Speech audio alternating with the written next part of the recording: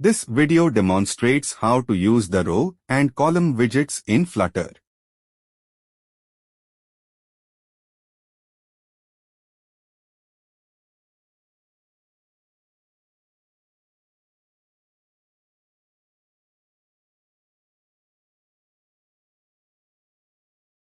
We built up two containers, one for a column and one for a row, inside the list view parent widget.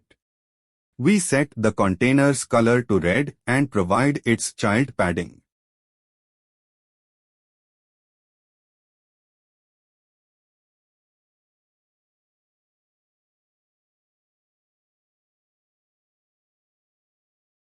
In the cross-axis alignment column set, to determine where the children's widgets should be placed in cross-axis alignment, the cross-axis alignment takes in the cross-axis alignment enum as its input.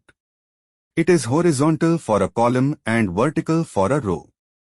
Min-axis alignment, this property determines the placement of the child widgets in min-axis alignment by using the min-axis alignment enum as its object. It is vertical for a column and horizontal for a row.